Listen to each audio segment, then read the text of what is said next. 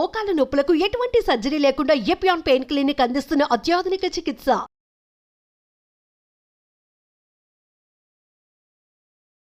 ధన్వంతరి నమః. Dear friends, నా పేరు professor doctor T Venugopalarao, Ojas Ayurvedic centre, Chikkadpally, Hyderabad. Friends, diabetes రోగులలో కొంతమందిలో బరువు తగ్గడం అనేది చూస్తుంటాం. ముఖ్యంగా డయాబెటీస్ వచ్చే ముందు కూడా వాళ్ళకి తెలియకుండానే వెయిట్ లాస్ అవుతుందన్నమాట. ఈ వెయిట్ లాస్ దేని గురించి అనేది వాళ్ళకి తెలియకుండానే కొన్ని రకాల టెస్టులు చేయడం వల్ల అప్పుడు డయాబెటీస్ ఉందని, వాళ్ళకి షుగర్ లెవెల్స్ హై లెవెల్లో ఉందని తెలియడం, అది స్పాంటేనియస్ ఫైండింగ్ అంటారు. సో షుగర్ ఉందని తెలియకుండానే వాళ్ళకి షుగర్ వల్ల ఈ వెయిట్ లాస్ అనేది, మజిల్ లాస్, తర్వాత ఫ్యాట్ లాస్ అనేది రెండు కూడా ఉంటాయి. దాంతో ఏంటంటే ఈ కండరాలన్నీ కూడా దగ్గరికి అవుతాయి, క్షీణించిపోయినట్టు అవుతాయి, అంత ఎండుకుపోయినట్టు అవుతాయి. తర్వాత బరువు లాస్ అవుతుంది, పొట్టలో ఉన్నది, కాళ్ళలో ఉన్న, తర్వాత మొహం కూడా అంతా ఈడ్చుకుపోయినట్టు, తర్వాత ఏదో మనకి పెద్ద వ్యాధి వచ్చి తగ్గిపోతే, అంటే ట్యూబర్క్యులోసిస్, టీబీ లాంటి భయంకరమైన వ్యాధులు వచ్చి తగ్గిన వాళ్ళ యొక్క ఫేస్లో ఆ కలర్ కూడా తగ్గిపోతుంది అనమాట. అంటే ఫేస్లో ఉండే ఫ్యాట్ కూడా తగ్గిపోతుంది, మజిల్స్లో ఉండే ప్రోటీన్ లాస్, ప్రోటీన్ రిజాప్షన్ అంటారు, అది కూడా జరుగుతుందన్నమాట. సో ఇది కాకుండా డయాబెటీస్ వచ్చిన తర్వాత కూడా కొంతమందిలో ఈ బరువు తగ్గడం అనేది జరుగుతుంది. ఈ బరువు అనేది నిజంగా చెప్పాలంటే వాళ్ళ యొక్క ఎత్తును బట్టి, తర్వాత వాళ్ళ వయసును బట్టి ఎంత ఉండాలో అంత ఉంటే ఎటువంటి సమస్య ఉండదు. కానీ ఆ వయసు రీత్యా, తర్వాత ఎత్తు రీత్యా దాంతో కంపేర్ చేసుకుంటే ఒక 10 to 20% లేదా 30% వెయిట్ కనుక తక్కువ ఉంటే నిజంగా ఇది ఆలోచించాల్సిన విషయం. దీనివల్ల అనేక రకాల సమస్యలు వస్తాయి. ముఖ్యంగా లెథర్జీ అనేది ఒక సమస్య. అంటే విపరీతమైన నీరసము, ఏ పని చేయాలని అనిపించకపోవడము, తర్వాత కొద్దిపాటి శ్రమకు కూడా బాగా నిరసించిపోవడము, ఊరికే పడుకోవాలని అనిపించడము, తర్వాత ఈ మెట్లు ఎక్కాలన్నా, దిగాలన్నా, నడకకు, మామూలు జనరల్ వాకింగ్ కూడా ఇది చాలా ఇబ్బంది పెట్టే ఒక సమస్య అన్నమాట, ఈ వెయిట్ లాస్ అనేది. దీన్ని ఆయుర్వేదంలో ధాతుక్షయము అంటారు. ధాతుక్షయం అనేది డయాబెటీస్ రోగుల్లో చాలా కామన్ అనమాట. ముఖ్యంగా శరీరంలో ఉండే రసరక్త మాంసం, మేధో, అస్థి, మజ్జ, శుక్ర, ఓజస్ అనే సప్తధాతువులలో మనకి అస్థి ధాతువు తప్ప మిగతా అన్ని ధాతువులు కూడా ఇన్వాల్వ్ అవుతాయి. అదేవిధంగా లసిక, తర్వాత లసిక కూడా మనకి, లసిక అనే ఒక ఉపధాతువు ఉంటారు. సో అది కూడా మనకి ఇన్వాల్వ్ అవుతాయి. దానివల్ల అనేక రకాల అనారోగ్య సమస్యలు రావడం జరుగుతుంది. ఈ వెయిట్ లాస్ ఉన్న వాళ్ళు డయాబెటీస్ అంటే బ్లడ్లో ఉన్న షుగర్ నార్మల్కి 100% నార్మల్ ఉన్నా కానీ వాళ్ళకి ఇతర రకాల అనారోగ్య సమస్యలు వచ్చే అవకాశం ఉంటుంది. ముఖ్యంగా జాయింట్స్కి సంబంధించింది, జాయింట్ పెయిన్స్, పాలిఆర్థ్రాలజియా అంటారు. అంటే మోకాళ్ళలో నొప్పులు, భుజాలలో నొప్పులు, మెడలో నొప్పులు, నడుముల నొప్పులు, తర్వాత చీలమండలో నొప్పులు, తర్వాత మణికట్టులో నొప్పులు, ఇవన్నీ కూడా శరీరంలో అన్ని జాయింట్స్లో కూడా నొప్పులు, తర్వాత ఒక డిస్కంఫర్ట్. అంటే కొంచెం పని చేసినా కానీ, ఇప్పుడు చేయితో పని చేసింది అనుకోండి, ఆ చేయికి సంబంధించిన ఈ జాయింట్స్ అన్నీ కూడా నొప్పిలాగా అనిపిస్తుంది. వెంబడే ఆ పని ఆపేసి కొద్దిసేపు రెస్ట్ తీసుకోవాలనిపిస్తుంది అన్నమాట.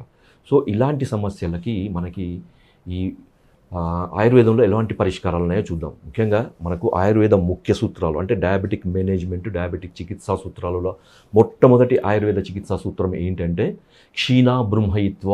అంటే ధాతుక్షయము ఉన్న డయాబెటీస్ అంటే ప్రమేహ పేషెంట్స్లో ముఖ్యంగా ధాతువులని వృద్ధి పొందించే ఔషధాలను లేకపోతే చికిత్స చేయమని ఆయుర్వేదంలో చెప్తారనమాట. లేదు అంటే అనేక రకాల అనారోగ్య సమస్యలు రావచ్చు. అది కిడ్నీకి సంబంధించింది కావచ్చు, బ్రెయిన్కి సంబంధించింది కావచ్చు, కంటికి సంబంధించింది కావచ్చు, పుట్టకు సంబంధించింది కావచ్చు. ఇవన్నీ కూడా మనకి ఈ సమస్యలు అనేవి ఎదుర్కోవాల్సిన మనకి అవకాశం ఏర్పడుతుందన్నమాట. సో దీని కొరకు మన ఆయుర్వేదంలో మనకి ఒక మూలికా మిశ్రమ యోగం మనకి చెప్పారనమాట. ఇవన్నీ కూడా నేను చెప్తాను ఒక్కొక్కటి. దాంట్లో మొట్టమొదటిది మనం ఏం చేయాలంటే అశ్వగంధ పొడి. అందరికీ తెలుసు అశ్వగంధ, ఇది చాలామందికి తెలుసు. అశ్వగంధ పొడి మనకు మార్కెట్లో దొరుకుతుంది, లేదా మీరు తీసుకొచ్చి పొడి చేసుకోండి. రెండవది శతావరి. దీన్ని పిల్లి పీచర అని తెలుగులో అంటారు, ఆయుర్వేదంలో దీన్ని శతావరి అంటారు. శతావరి పొడి కూడా తీసుకోండి. తర్వాత మూడవది పల్లేరు, గోక్షుర అని ఆయుర్వేదంలో అంటారు. గోక్షుర. నేల గుమ్మడి చూర్ణం, విదారి కంద అని ఆయుర్వేదంలో అంటారు. బిదారి కంద్ అంటారు అనమాట. తర్వాత ఒకటి కప్పికచ్చి చూర్ణం, దీని తెలుగులో దురదగొండి విత్తుల చూర్ణం అంటారు. ఇది శుద్ధి చేసి తీసుకోవాల్సి వస్తుంది. నల్ల దురదగొండి గింజల యొక్క చూర్ణం అన్నమాట ఇది. సో ఇవన్నీ కూడా సమాన నిష్పత్తిలో తీసుకోండి. ఉదాహరణకు ashwagandha 1 teaspoon, ashwagandha 1 teaspoon ఒక చిన్న బౌల్స్లో వేసుకొని మీరు అశ్వగంధ 1 టీ స్పూన్, తర్వాత అదేవిధంగా శతావరి 1 టీ స్పూన్, మూడవది పల్లేరు గోక్షుర కూడా 1 టీ స్పూన్ తీసుకోండి. తర్వాత మూడవది విదారికంద నేలగుమ్మడిగడ్డ పొడి, విదారికంద నేలగుమ్మడి అంటారు.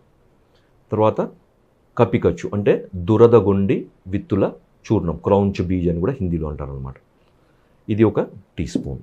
సో ఈ అన్నిటి మూలికలను కలిపేసి ఒక చిన్న మీరు ఏదైనా గిన్నెలో తీసుకొని బాగా కలిపేసేయండి, లేదా కలిపిన తర్వాత కూడా జల్లెడ పట్టించి ఉంచుకోండి. దాంతో ఏమవుతుందంటే మనకి జల్లెడలో ఈ మిశ్రమం అంతా ఈ పొడులన్నీ కూడా సమానంగా మంచిగా ఈవెన్గా మనకి అన్నీ బాగా కలిసిపోతాయి. సో గడ్డలు లేకుండా ఇది బాగా కలిపితే మనకి ఒక అద్భుతమైన ఆయుర్వేద మూలికా యోగం తయారైపోయింది మనకి. ఫ్రెండ్స్, దీన్ని మరి వాడే విధానం ఎట్లా అంటే మీరు ఏం చేయండి అంటే ప్రతిరోజు కూడా ఉదయం 1 పూట, రాత్రి 1 పూట, మరి ఉదయం టిఫిన్ అంటే బ్రేక్ఫాస్ట్ చేసే కంటే ఒక అర్ధ గంట కానీ గంట ముందు, లేదా నైట్ మీరు డిన్నర్ చేయడానికి 1 గంట ముందు 1 అరకప్పు గోరువెచ్చని పాలల్లో కలిపి తీసుకోండి. 1 అరకప్పు గోరువెచ్చని పాలల్లో మీరు 1 టీ స్పూన్ మోతాదులో బాగా కలిపేసి తీసుకోండి. లేదా మీకు వీలైతే కొంచెం గోరువెచ్చని నీళ్ళలో కలిపి తీసుకోవచ్చు, లేకపోతే నోట్లో కొంచెం వేసుకొని తర్వాత పాలు తాగొచ్చు, లేదా గోరువెచ్చని నీళ్ళైనా తాగొచ్చు. అది మీ ఇష్టం. కొంతమందికి పాలు పడవు కదా, కొంతమంది పాలు ఇష్టం ఉండదు, కొంతమందికి పాలు పడవు కదా, అలాంటి వాళ్ళు గోరువెచ్చని నీళ్ళలో కలిపి కూడా తీసుకోవచ్చు. నోట్లో వేసి తీసుకోవచ్చు, నీళ్ళలో కలిపి కూడా తీసుకోవచ్చు, లేదా కొంతమంది ఇంకా వీలైతే దీన్ని కషాయం లాగా చేసి కూడా తీసుకోవచ్చు. టీ డికాషన్ లాగా కాచుకొని వడపోసుకొని దాన్ని కూడా తీసుకోవచ్చు.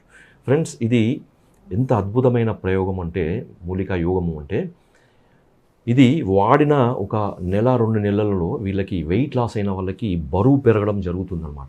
ధాతు క్షయము అనేది మెల్లమెల్లగా తగ్గి బరువు పెరగడం వల్ల వీళ్ళకి ఏమవుతుందంటే చూడ్డానికి షుగర్ కంట్రోల్ కొంతమందికి ఉన్నా కానీ ఈ ధాతు క్షయం వల్ల వాళ్ళకి ఇబ్బందులు ఉంటాయని చెప్పాను కదా.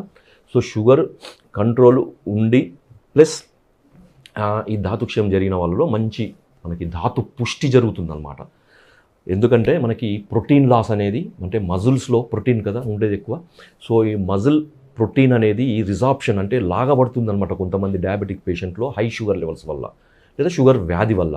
సో వాటిలలో ఈ ప్రోటీన్ రిజార్ప్షన్ అనేది ఆగిపోయి ప్రోటీన్ అబ్జార్ప్షన్ అనేది పెరుగుతుంది. మజిల్స్లో ప్రోటీన్ అనేది చేరుతుందన్నమాట. దానివల్ల మెల్లమెల్లగా వీళ్ళు బరువు పెరగడము, కండ పుష్టి, తర్వాత ధాతు పుష్టి జరగడం వల్ల ఏమవుతుందంటే బరువు పెరుగుతారు, చూడడానికి మంచి ఆరోగ్యవంతులుగా కనపడతారు.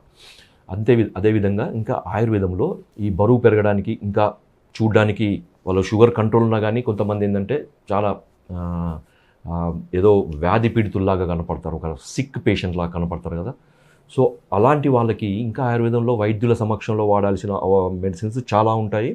ఈ మూలికా యోగం వాడిన తర్వాత మీకు ఇంకా కావాలంటే, లేదా దీనివల్ల తక్కువ ప్రయోజనం అనిపించినా అసలే ప్రయోజనం లేదు అని అనిపించినప్పుడు ఏంటంటే ఆయుర్వేద వైద్యులను సంప్రదిస్తే మీకు మంచి ఆయుర్వేద ఔషధాలు, రసౌషధాలు, అది కూడా ఏంటంటే మీకు స్వర్ణ భస్మతో చేసిన ఔషధాలు, పూర్ణ చంద్రోదయము, సిద్ధమకర ధ్వజము, తర్వాత వసంత కుసుమాకరము, ఇలాంటి రసరాజరసు, ఇలాంటి చాలా మూలికలు మనకి ఔషధాలు ఆయుర్వేదం చెప్పారు. దాంట్లో ముఖ్యంగా ఈ పూర్ణ చంద్రోదయ రసం అనేది చాలా అద్భుతంగా పనిచేస్తుంది. అది వైద్యుల సమక్షంలో వైద్యుల సలహా మేరకి వైద్యులు నిర్ణయించిన మోతాదులో మాత్రమే వాడండి. మీ అంతటా మీరు ఈ షాపులలో కొనుక్కొచ్చుకొని ఎట్టి పరిస్థితుల్లో వాడకూడదు. దానివల్ల నష్టాలు ఉంటాయి తప్ప లాభాలు ఉండవు. వైద్యుల సమక్షంలో వాళ్ళ సలహా మేరకు వాడితే అద్భుతమైన ఫలితాలు ఉంటాయి. కాబట్టి డియర్ ఫ్రెండ్స్, డయాబెటీస్ రోగులలో వెయిట్ లాస్ సమస్యకి పరిష్కారంగా ఇప్పుడు నేను చెప్పిన యోగాని వాడండి. జై ఆయుర్వేద.